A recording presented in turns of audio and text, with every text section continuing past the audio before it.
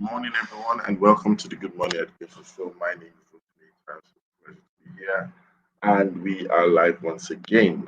This is the Good Morning Education Show. We're streaming all the way from Lagos, Nigeria, to West Africa, to Africa, and the entire world. If you're joining us, this is the Good Morning Education Show. Please do let us know if this is your first time of joining us. We have what we call the bell of blessing. Now we'll ring that for you. Thank you to all our tribe members. We say thank you to everyone who's been a part of the show morning, day after day, every week, and of course, all through the year. And we want to promise you that we'll always try to make sure that it was a great morning, it was a great experience um, for you and for everyone in general, right? And I would like to say that on this show, of course, we treat issues that border around professionalism and all that, all topics of all kinds, especially within the area of education and around the world of education. We don't just stop there. We also take contributions from you, our audience, our tribe members. We take responses from you as well, and then we take those questions and responses and add it to the conversation of the day. And apart from the headlines that we show, we have experts and analysts who join us from time to time, who also share their thoughts and perspective about the way forward, about the things we're trying to achieve. And I believe that as we share together and as we learn together, our end result is that we'll eventually grow together. And please don't forget to tell someone about the Good Morning Education Show. Tell your friends, tell your neighbors. The Good Morning Education Show is on and is live right now.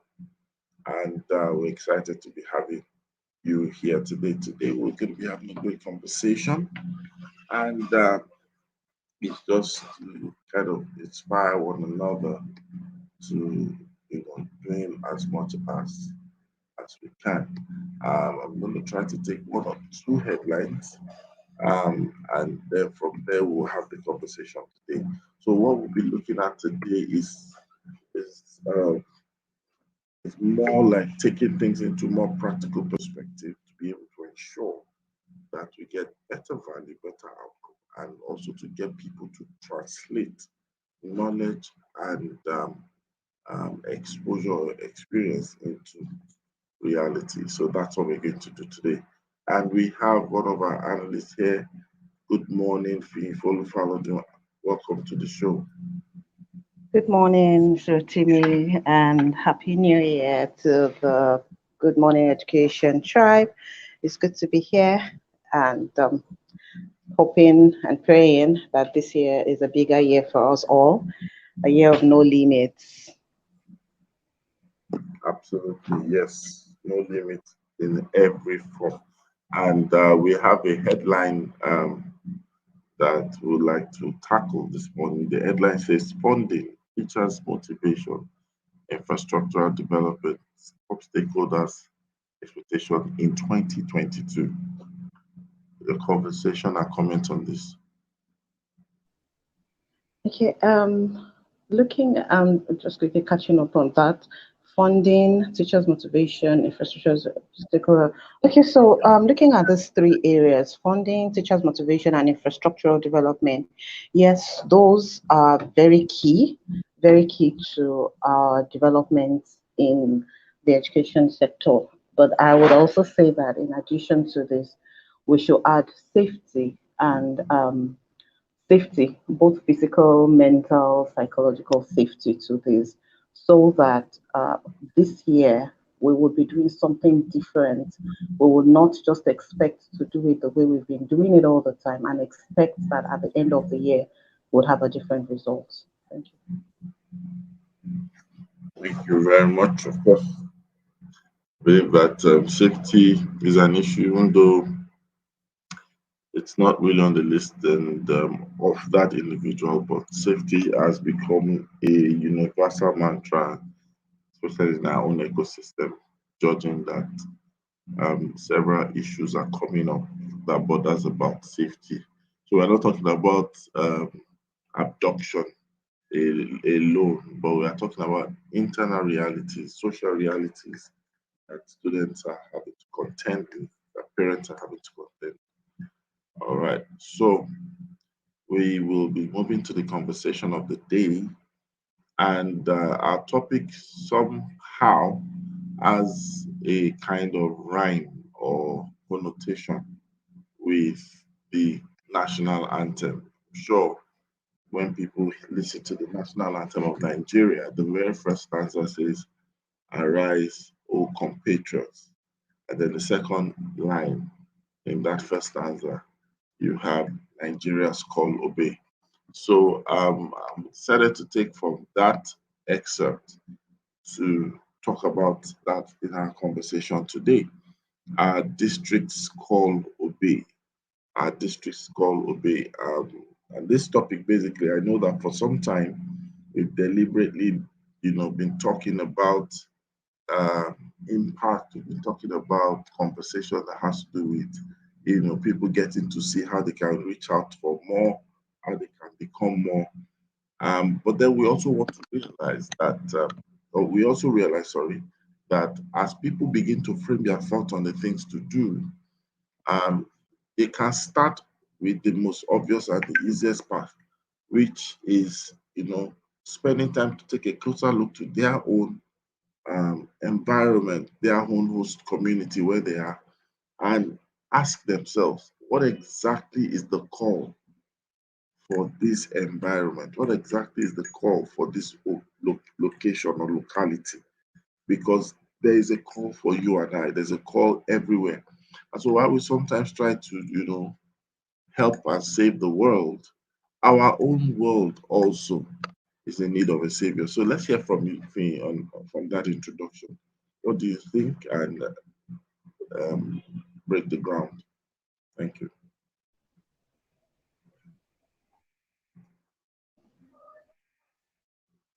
Hello, Fee, are you there? Your mic is muted. Yes, okay, yeah, I'm here. Certainly, there is a need for us to rise up to the call, to raise our district. And in this case, or in this specific situation, I would say that our district here is education. And taking a cue from the Nigerian national anthem, "Arise, O compatriots," I would say that here the compatriots, as compatriots in that industry, in this district, we're all stakeholders: educators, parents, students, um, policymakers, supervisors, whoever else is a stakeholder in this district needs to rise up to that call. Yes, the district or the system will not run itself. It requires us all to run it. And so we need to look at it differently and say, what's my responsibility? I think if we're taking if we're looking at it differently from well, this person has this role to play or that one has that role to play, which probably is how we have been looking at it for quite a while. Like, oh, if A doesn't do it, B will do it, or this is C's responsibility. If we take it as our collective responsibility and say, look, this is our industry, this is our district, and it needs my full dedication. It needs my 100%, not my 50% for another person to bring in the 50%, or my 100%, and the other person brings in their 100%, and every of us bring in our 100%. Then we are answering the call for our district for saving. We're asking the call for our district for preservation. We're answering the call for continuity. We're answering the call for sustainability. And I believe that as we go on, as we go further into the year, then we see other things that probably, for example, we have always known about this issue of bullying and the safety of children, but it took a different turn at the end of last year. We probably didn't start off the year putting it on the front burner and saying, oh, this is something that we need to work on this year, or this is something that we need to do to sensitize the students or sensitize the parents or sensitize our communities about. But by the end of last year, with a series of incidences it became front burner topic, and we're rolling into the new year with it. So I believe that once we understand that this call is for each of us to bring in our 100%, as we evolve in the year, as our district evolves, then we'll be able to adapt to the different calls, to the different challenges, to the different issues that will come up as we go. Thank you so much. And of course, the most obvious follow-up question will be that if the district's call is education's call, we know that two things come up. Education in itself, in most parts of this world, uh, is divided into districts, right? We have districts of education. And we also want to look at it also from area of domain or area where the individual stakeholder or educator is, either working or living. How do we also take a cue to say that the district is not just education, but if you are, for example, in a location or a locality, there's a call of a district to you, almost trying to say that let's also try to brighten the corner where we are. I'd like you to touch on that as well. Yeah, absolutely. In my district of residence, there are schools, or there are school children. Within my primary residential area, there are school children, and so in within that district, I have a responsibility to say, look, I'm not just looking away and saying, oh, they have parents or they have teachers, or you see that maybe I passed by a school on my way to work or on my way wherever within my locality, and I see something that could be a potential damage or something that could be injurious to those within that environment. Part of the district's call is that I make an effort to bring this to the attention of those uh, well, maybe more directly involved with in that environment. That's why I said initially that it's not about us bringing 50%.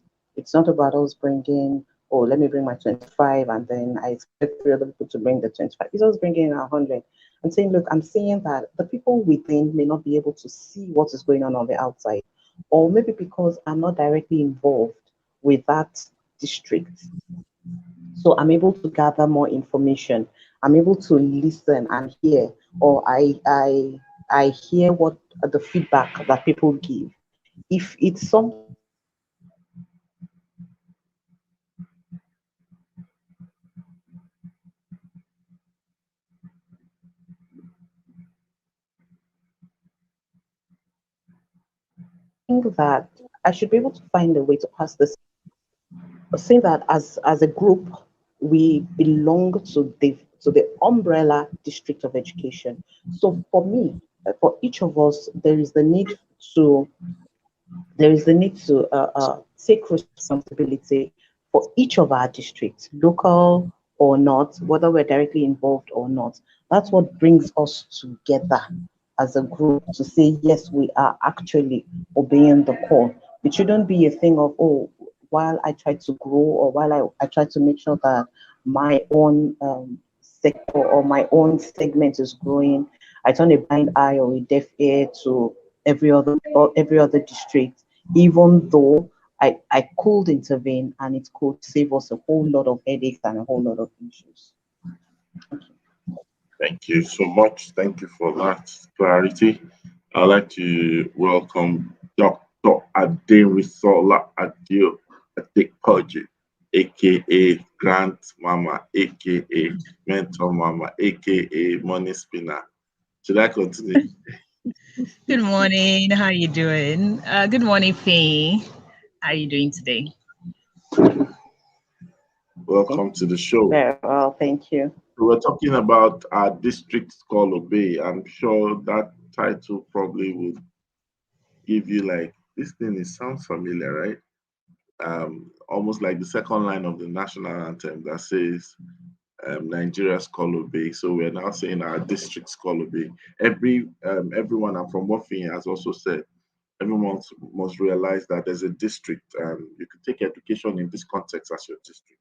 You could also take also the area where you probably work, live, or practice, as a district of some sort, and we should try as much as possible to brighten that corner, because we are there. There should be an impact felt for our presence in anywhere we find ourselves.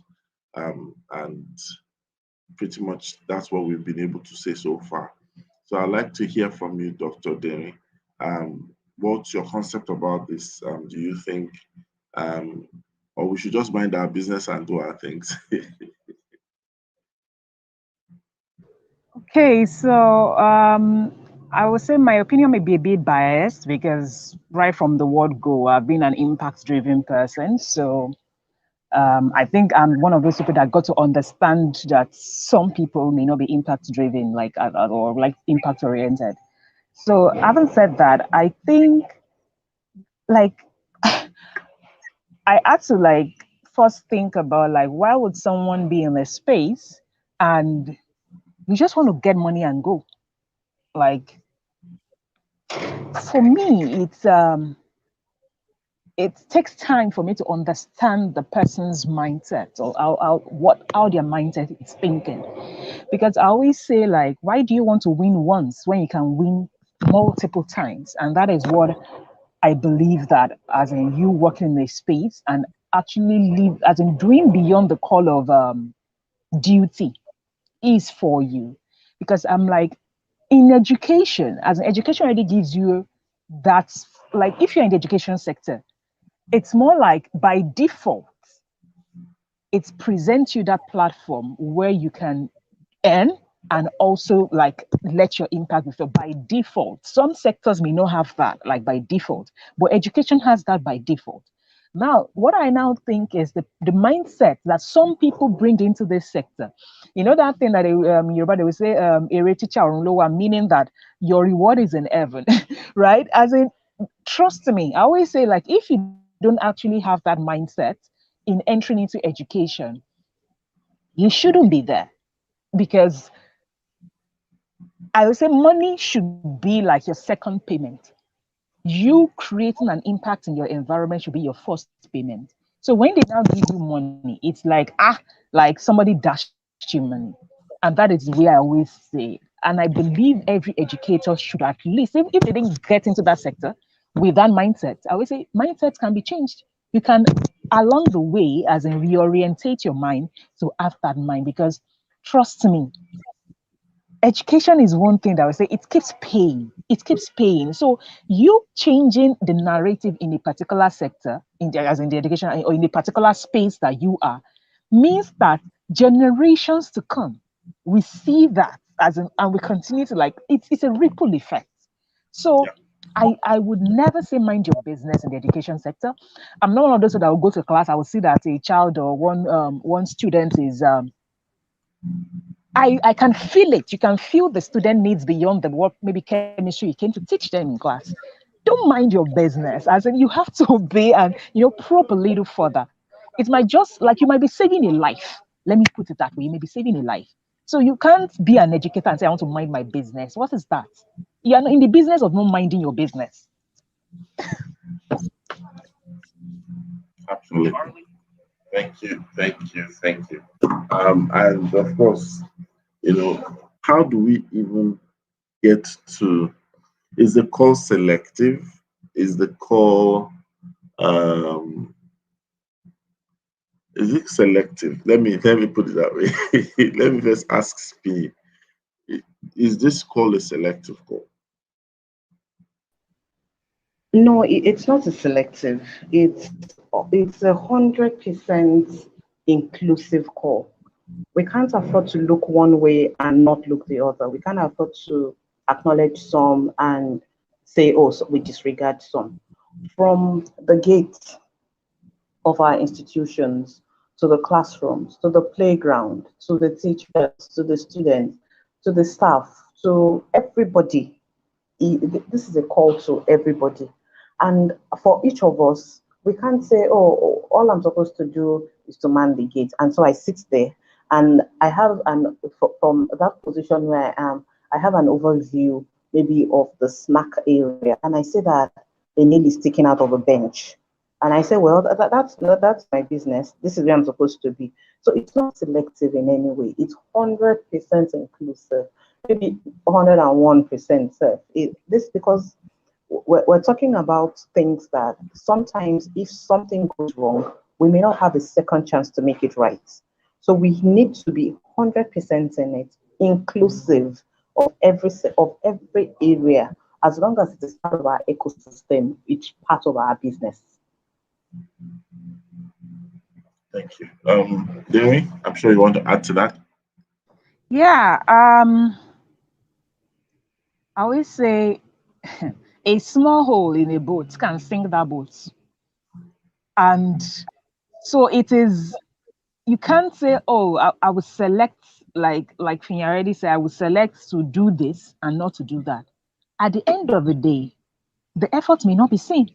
Because if you decide to say, oh, I will just like, it's like saying, oh, we are trying not to look, maybe someone at the university is trying to say, primary school is not my business, as in they can do whatever they like. So for me, I'm doing reforms at the tertiary institution. You forgetting that they will first need to go through those primary, secondary, as in before they get to you. So if damaged good gets to you, you are better off know that your life will be more difficult. So when they are talking about education as a whole, know that even if you are not maybe concerned with primary, or someone that is in primary is not concerned with secondary, you should have a say. You should have, like, keep yourself knowledgeable, keep yourself abreast, keep, as in, have a stake in those things, because it is a continuous process. So it's either you are all in or you are all out. It's not so I want to select that this is a thing I will care about and that is a thing I will not care about. You can't, not in, at least not in the education space. It doesn't work that way. It should be all inclusive. Thank you very much. I'm sure everyone listening can actually now, how do you put it now? You know, identify with the fact that this call is an inclusive call. This call is not selective. This call is also an urgent call, actually. You know, if you use the illustration of Adem Solas, she said that a hole in a boat, no matter how small, if it's not attended to, it can eventually cause the boat to sink, meaning that we must treat the call as if it's an urgent call, so that we get to do what we can when we can, you know. And the question that probably will also come back will be, while we'll accept that it's an inclusive call and it's urgent, how do we, map out an agenda for this, knowing fully well, like they say, in some areas that problem does not end. So, so how do we champion the agenda? I'm gonna ask you, how do we champion the agenda to to face this call? It's almost like a call up letter when you are going for NYC. Okay, so I feel like whatever I'm going to say now is what we have been saying a lot of times, and maybe what we will continue to say until we see a change, until we see a difference. Um, for us to take this call as being 100% inclusive, first of all, it requires the commitment of everybody involved. If there is no commitment to it, if people have run into education as just the way out, as just um, the choice that they have for at the moment for their sustenance, for their livelihood, if that is what that education is to them at the moment, then we're not likely to have them obey the call. We're not likely to have them give their 100% into the school. So we need the first of all the commitment of everyone who is involved. We need them to be able to say, look, I'm committed to to what I'm doing. I'm committed to this aspect of education. Good morning. Thank you. I'm committed to what I am doing. I'm committed to this sector. And then after that, we develop a sense of ownership. We develop a sense of this belongs to me. So how I'm going to treat uh, what is mine is how I'm going to treat everything within the sector, everything within this district. So if we have that sense of this belongs to me, it's not that it belongs to my employer, it's not that it belongs to the parent or it belongs to another colleague or it belongs to a child or it's just not my business. If we have that sense of belonging, that sense of ownership, then we're more likely to obey even beyond what the obvious call may be. We're more likely to go beyond what we would just naturally feel this is where I belong and say, look, this is mine. I have a stake in it, and I'm going to ensure that in every way possible, in every way I can, that this works and that whatever needs to be right is right, what needs to be replaced is replaced, and put in 100%. Thank you. Thank you very much. Thank you for that. Dr. Day, listening to all that we've said so far, I'm sure some thoughts will be coming up in your mind. Yes, if you are able to set the agenda to embrace the call to direct ourselves into picking an area and all that, you know, um, how do we get to ensure that we know the role of critical mass, which is the collective? We also find clearly the task for the individual as well.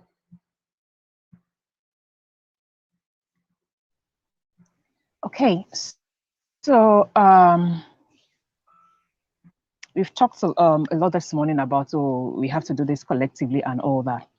But I would say this, because we know the general problem, let's put it that way, and we also know that the work won't get done itself. So we should, there's something that I would typically use in solving problem. It's called the design thinking process. I would say the moment you are able to identify that there's a problem, the next step would be for us to draw a problem tree. And in a problem tree, you will typically have branches, there's branches out and all that. So it means that by the time you dig in and, like, let me say, break your problems into smaller units, on the problem tree as an individual, you'll be able to know that this tree, this branch of this tree, is what me I can do. Open, or will I say, with the hope that you, another person somewhere, will pick the other aspect of the problem tree and solve it, which is, for instance, I train Africa. It is not because people have not been creating maybe social enterprises to tackle one thing in education or the other. But I have looked at it. Oh, there's an initiative like Google that is teaching people how to, do one technical skill.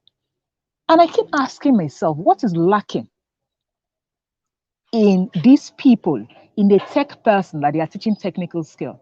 Why is it that a tech guru is still broke as a graduate? Then by the time you start to interact with him, like I worked with a guy like a couple of months ago who is very, very skilled at running ads, like the technical skill. But guess what? I have reservation about working with him again. Because why? And I told him, I gave him the feedback at the end. I said, you lack communication skills. Like, no matter how great you are, I want you to be able to communicate the extent of my project. And it was not like, he actually didn't think about it that I should, that since I've given him the brief, just so he should work and everything. But I said, look, there is no way you will nail big clients or you will nail um, people that work at a certain level with this kind of attitude, and you don't even know that you are lacking in it, right? I said, there is no way, because in an organization, I said they would rather hire somebody that will be giving them 2 weeks report on this is where, as if you're hired by a big organization. Oh, 2 weeks report. We've optimized this, or giving them so that the person is at rest. That is communication. But the guy actually was not aware that he needed to do that or to create that kind of structure.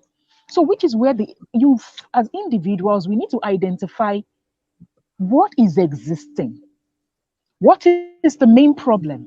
Which part of the problem is still under, or like let's say, as the lowest attention that you also have interest in? Because I always say it may have the lowest attention, but you don't have interest in it. Maybe someone like me now, I know some maybe teaching STEM in primary school and all that as low. I have knowledge in it, but do I have interest in that population? No. I know, which is why I say the role of individual is to first you identify, oh, what is the bigger problem? You now ask, on that bigger problem, which problem do I have interest in solving that people are not paying attention to? That is the role of the individual. And that also aligns with what I want to do. Then you pick it. If I do it, most likely I have some people will say never, they cannot teach youth population. They are too strong-headed, they are too deep, they are, they will rather teach primary school. So with the hope that if I pick mine, you pick yours, someone else to KK picks theirs, as in I like that. We will at the end of the day, it's going to be like it will come together as a whole. But the role of the collective is to first identify the bigger problem and analyze the bigger problem collectively. Then we can start picking out as in solutions to provide to all the problems we've identified collectively. Fantastic. Thank you so much.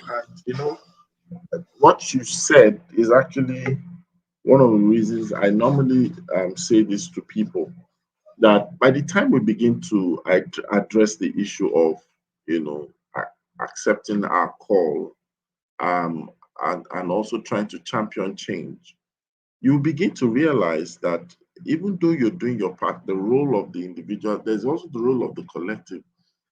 However, the individual must also be willing to identify that the problem is not just the things that are not working, but we need to also treat the issue of the things that are lacking. Meaning that it's not that, oh, this is broken, this needs fixing, this is bad. You are talking about the things that exist. But guess what? There are a lot of things that have not even come to existence that also makes us have a problem. It's a problem for those things not to be in place. I don't know where you get my point. So let me give an example. While we're trying to fix some things that are working but are not too functional or effective, um, think about the things that don't exist. So we're trying to say, oh, we need traffic lights, we need CCTV, we need more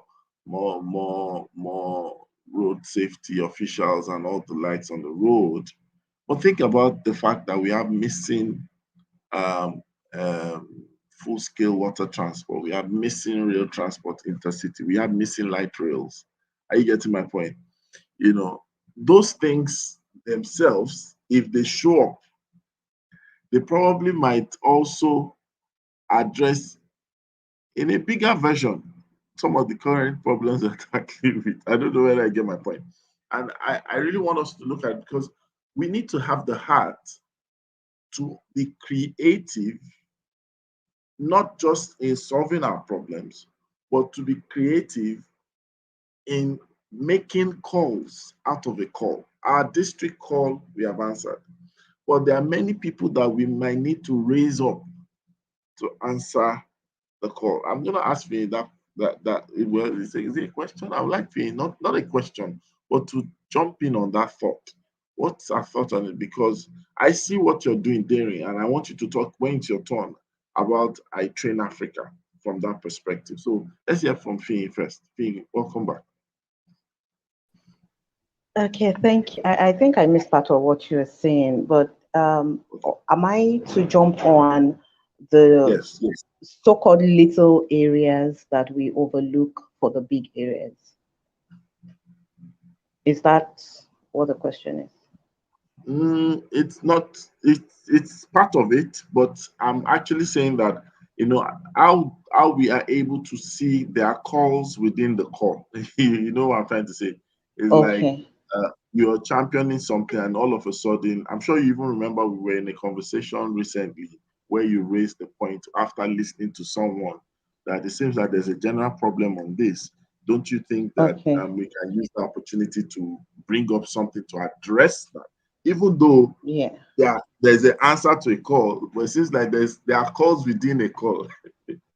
Yes, and I would say that for the general call, there would always be other smaller calls.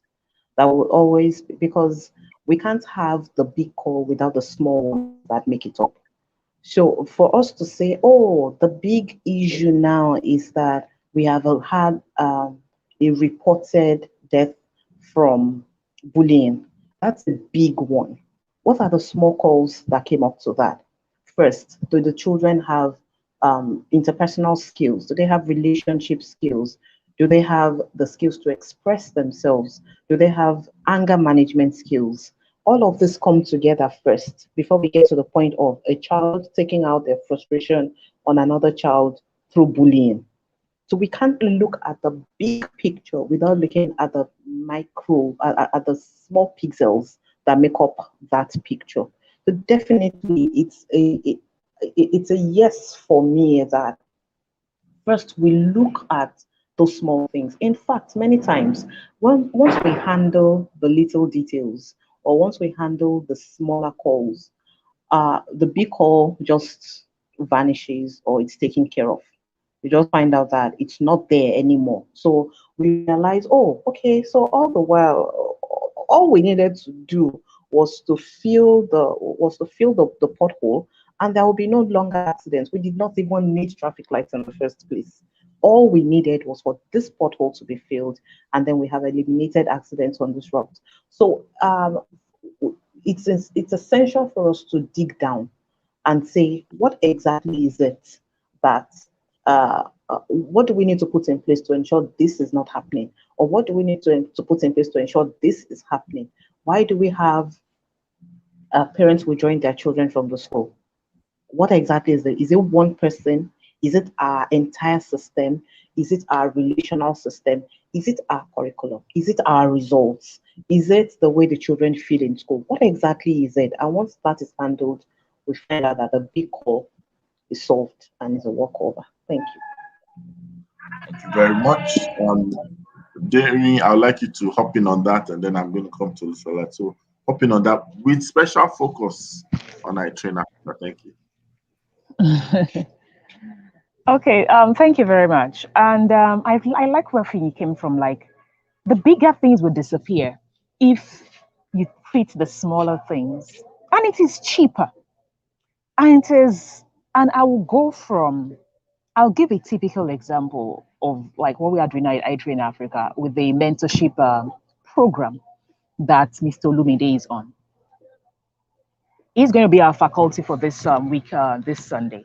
And will I say the kind of topics we chose to teach in that program were very, will I say it may be, they were unconventional.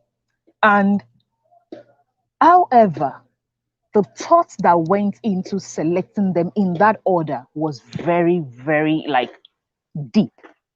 And why do I say that? We've started with, you started that mentorship, this thing, Mr. Rotimi, with the mindset.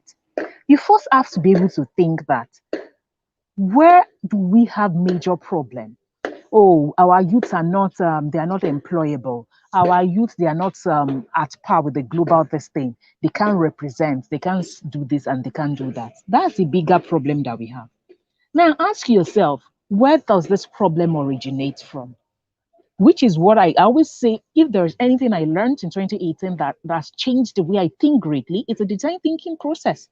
Because you try not to treat the symptom, but you first dig deep. I rather spend time on analyzing the problem, like 50% of my time on analyzing the problem than digging into the solution. Why do I say this? A typical example of what we have these days with youth is that they go on social media and just open their mouth and talk anyhow. Like, you will see someone will come into my inbox as you'll be like, hello, baby, hello, love. Like, and I start to wonder what is going through your mind to have come and address me in such a manner. And the typical thing we do is like, all this way, they don't have manners. They don't. I said, have you stopped to think that he doesn't know better? And that was what I did. And I'm going to like, when the week I taught communications before we went on break, trust me, I was discussing with my PA yesterday. I said, Damilola, have you noticed that the quality of emails we now receive is so different from what we used to receive like 4 weeks back from this group of people. I remember when we started that program and we selected like 1,000 plus and we didn't select another 1,000 plus and everything like that. If you saw the kind of bashing of emails you received, I know you are partial. You want to give only people from Nigeria. God will judge you. Very, very venomous things inside emails.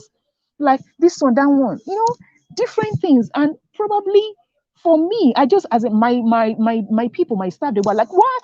I was like, no, I'm a youth educator. So beyond them offering them this, I should always remember that the only reason I started I Train Africa is because they don't know. So I don't have a right to be angry. The only thing I'm going to do is to educate. Now, we got to communications in like week 5. And I remember in starting that conversation, I said, what do you understand by communication? I started defining communications for me. Oh, the receiver and the sender, all those classroom definition. And I said, I'm going to discuss communication today with respect to what you deal with in your day-to-day life. There is nothing. If I give you textbook definition, I can probably drag, let me say, from Harvard, Oxford, and everything. But will it reflect on the problem I'm seeing in you? I said no. So I have thought about the kind of things that you bring to me daily, which is you send me emails that I'm shocked because if you became, like, let me say, a commissioner tomorrow, and I want to destroy your career, if I bring out this email, like you wouldn't even be able to phantom or think that you wrote it. I said, so this is going to be like a webinar slash a workshop. And I went into first teaching them the kind of things you don't do in public places, the kind of things you don't say, the kind of, how to decorum, how to communicate with people on social media platforms. And they were shocked, like, really? So just saying hello and or hello baby does not, I said, it doesn't, I said, it presents you as somebody who doesn't have sense. And they were like, they didn't even know. Now, and there are people from different African countries. I'm not talking about just Nigeria. We now went into the workshop sector and I started showing them how to compose an email. I can guarantee you the feedback for that week was over 100, as in them sending feedback saying, praying. Things as simple as they don't, as in the subject of their email, they didn't know how to write a subject. And I was telling them, don't capitalize your subjects. It means you are shouting at the person. You don't open an email without asking them how they are before you go to. And I told them there's a difference between how you responding to an email and you reacting. Reacting is just you going everywhere about how you feel. Responding is you laying your complaint in a logical manner. And I went to show them in this place you put your email. If you don't want everybody to see every other person's email, you're copying airplanes. You don't use copy, use blind copy. I can guarantee you 80% of people on that call, they don't know what BCC meant inside an email. And these are the things they are supposed to use on a daily basis. When I started showing them the different folders, I shared my screen. I said, this folder is your primary, this is your promotion, this is your spam. They didn't know other folders existed. So when you are shouting every day, like, check your email, which is what you think, I sent you something, you did not reply me. Guess what? They don't even know other folders exist. So which is why I said, think about it. What is the bigger problem that you are seeing on the outside? Ask yourself, what caused that problem? I can guarantee how many schools will teach you how to communicate via email. And in today's world, the globally accepted form of communication is email, right? There are some people, as I remember in 2018, I went to Unleash Innovation Lab. My team members, they didn't know WhatsApp existed. They downloaded WhatsApp at the Innovation Lab. And I was shocked, like, really? But the same way I was shocked is the way they were shocked that the only thing I'm pressing is WhatsApp. So what you think in your own small corner that is acceptable, ask yourself what is globally acceptable. And since that day, I can guarantee you, just by teaching communication with their day-to-day life, not, oh, communication is when receivers send and blah, blah, blah, blah, blah, blah. All my problem that I've been talking about, those people who have sense, why would they be sending this kind of email? It solves my problem. If I show you the way they are composing email to me now, good day, ma. Hope this meets you well. Please, I want to complain that I've not received any email from you regarding this program. And I'm just smiling that all I needed to do was do a 2 hours webinar to address what everybody is shouting on social media. They don't know how to write. They don't know how to do this thing. And it saved thousands. So trust me, we need to start thinking about the smaller things. that can take care of people constituting nuisance on social media. Smaller things. I didn't have to pay. I just had to share my screen on. This is how to write an email. This is how to chat me inbox. And that was all that program of their nuisance ways was taken care of. So, Thank you so much. like, we need to think about those kind of deep things. Yeah, Thank you. thank you so much. You know, what you said reminds me of this statement that we normally make.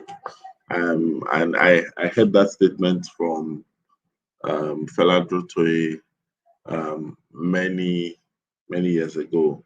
And he's always saying that you should be a part of the solution, not the problem to be solved. So don't be a part of the problem to be solved. Be a solution rather than being a part of the problem. So it means that we need to solve you as well because you become a problem. And you really took it out. And while you were speaking, Rhoda joined us as well. Good morning, Rhoda. Thank you for joining. Morning. Good morning. Good Yeah, morning to the Good Morning Education Show. yes. Good morning, I everyone. like I like to ask Olushola the question, and of course, knowing that we're talking about our district call obey, we've talked about smaller calls in bigger calls. We've talked about addressing those little insignificant things that can make significant results. Um, the question now is, taking a bit from what Dr. Aderisola mentioned. I'd like Olushola to help us understand how do we shape people's minds to understand that this is an extension of the call. It's almost like saying, well, why are you bothering me? You're the one that has the call. You're the one that wants to solve the problem of education. How do we get to work the minds of people to understand that sometimes there's the extended call to them and they can envision together what you have seen? So they do a part first. You fix the part, but it requires some supplementary aspect. Over to you, sir. Thank you very much. And I want to say big thank you to Adirin Sola for their submission. It's a whole lot, and I wish a lot of people will listen to this session just like the previous sessions. I think it's good to be accountable, and you've got to model accountability. I don't know, and I think you want to. Why I don't want to sound generalizing. I know a right thinking person values value.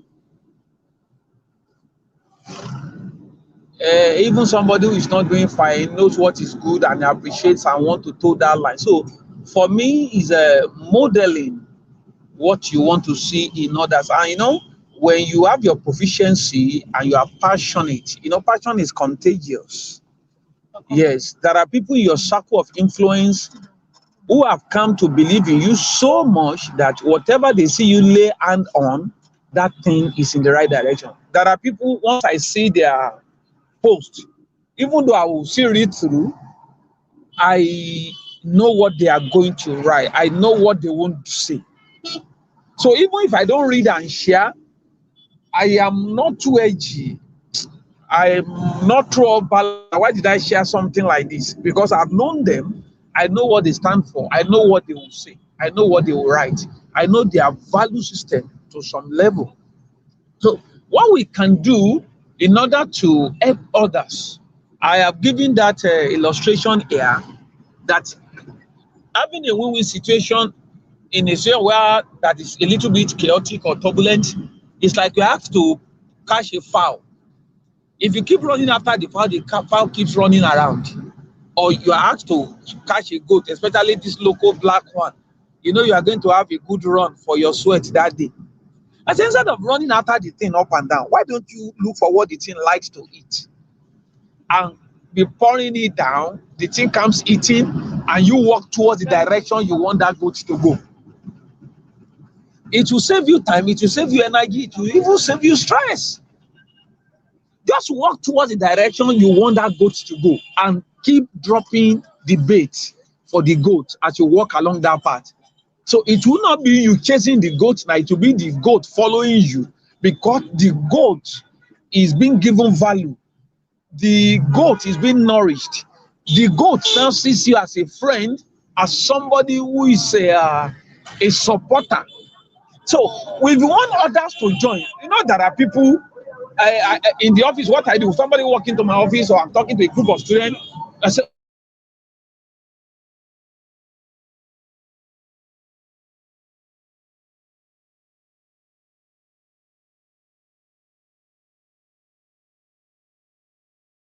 I mean, education. Even tell people I'm doing education.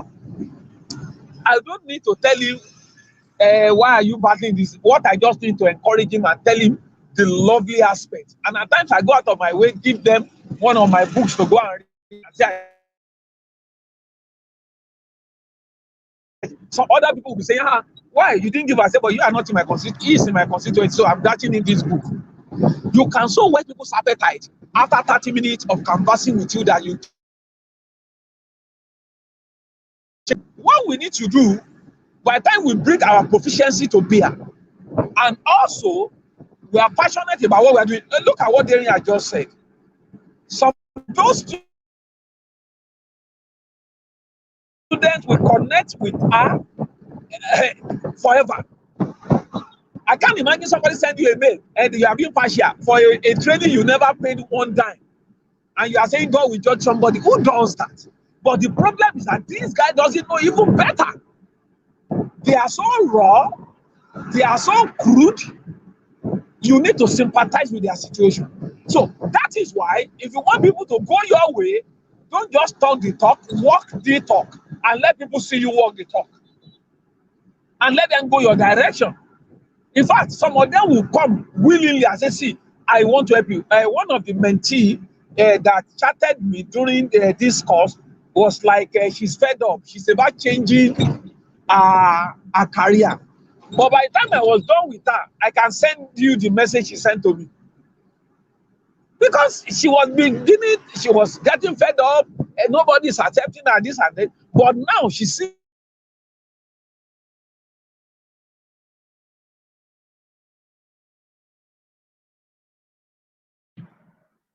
Hello. You know, it can be taken for a life. So one of the things I do is to be so passionate about what I do, become so contagious that the other people hardly see no other thing to do in life than what they see. That people so follow you, people so believe in you, and if you tell them we are going this way, they are ready to go. So in order to extend the call is to have a grasp of what the call is, because if there is no clarity, people doesn't want to follow the person who doesn't know where he or she is going, so that you don't lead them into the wilderness. Have clarity about what you need to do, that if they wake you up from sleep, you can do justice to your life task. Then I guess there are many people in the ocean of life who doesn't know where they're actually going in life. They have no choice than to join your team. They have somebody who got clarity. And there are people who appear to know where they are going. Only that where they are going is not where their destiny is meant to go. So by the time they listen to you, some of them will change the course of their life on the spot. So by that way, we can galvanize people to follow our course, to also attend to the call. Usually, not too many people will be given a call. It is the vision of one person that will bear the vision of a lot of thousands and millions of people. Because they've seen you stand for something, they've seen you pursue that same thing vigorously, and they can see you getting results. I tell you, your light will light their own candle. They have the candle in their hand, but that candle has no light. They are grouping in the dark, even though they have the candle. But if you can lighten your own candle and it can bright and shine bright, they will gravitate towards you like insects. And all you need to do is to light their own candles too. And of course, if you do that to somebody, it will follow you for the rest of his or her life. I think when we do that, it can help people too to carve a path for their life. And together, we can make a change. Thank you very much. Thank you so much. Thank you so much. We will have to wrap up now. Let me just see. Think. Okay. Um, I'll just say maybe we'll have parting shots So we've said a lot. I will, Dr. Dane, just let me quickly allow you just have your parting shots as we bring this to a close. Okay, here will be my last words. My last word will be that don't be that person who is always complaining about the problem and always saying they did not do this, they did not do that. If a larger group of people have come together to identify the problem, or as in you know all the things that exist on the problem tree, be that person that picks one. You don't ever think that what I pick will not make a difference. If you think like that and you don't, and I think a lot I don't, everything will be left undone. Drops of water makes a mighty ocean. Pick that thing and do it so much that people will want to follow you and do it. That is what that'll be my parting shot. Thank you so much. And Olushola, your parting shots very quickly. Yes. My parting shot will be don't just how do I put it now? Answer to your call. If you want to see other people follow their call, you can be the inspiration they need. And if you don't answer to your call, you might have sabotaged your church, change a lot of people, and with that your knowledge. So pick your touch and go, even if you have to be the only person, and be persuaded about the call. Thank you. Thank you very much. And you guys, you all heard what has been said today. And I'm going to leave you with this instruction. According to the national anthem, our first stanza says, "Arise, O compatriots." And I'm going to remix that. Our district's call, obey. There's a call for you, there's a call for me. Pick up that call and make sure that you don't leave it unanswered. And as you answer the call, as it's been said, your call is actually tied to other calls. Whether it's a bigger call or it's a smaller call, pick up that call, do something about it. With all that we've been saying, I think it's important that everyone should feel there's a responsibility they have, that their greatness is incomplete if it doesn't touch the lives within their domain. So we'll come here tomorrow, and tomorrow will be the 7th of January. And we'll be having a great show tomorrow, and you don't want to miss it. Tell someone to tell someone. We'll be here tomorrow. 7th of January. Yes. The 7th of January. Yes. You want to say something, sir? No, you said second initially. No, 7th. Oh, Okay. sorry, I didn't hear you well then. 7th of January. Okay. Yes, and the 7th of January 2022. And we're going to have a great time tomorrow. And we will be starting our weekend special, All Things Being Equal, this weekend. We're bringing back the Saturday and Sunday edition. And it's going to be explosive. So please, please, please subscribe to the channel, follow our page, like our, and follow our expert and analyst, and do something with all that you've heard. Replay the things that you've heard today, share with other people, and we'll look forward to seeing you on the Good Morning Education Show. Until then, we'll count 2 as we have our sign off. And once we count 2, we're going to say our goodbyes. 1, 2, go. It's always a great morning on the Good on the Morning Good Morning Education Show. Education Show. Bye. Bye. Bye.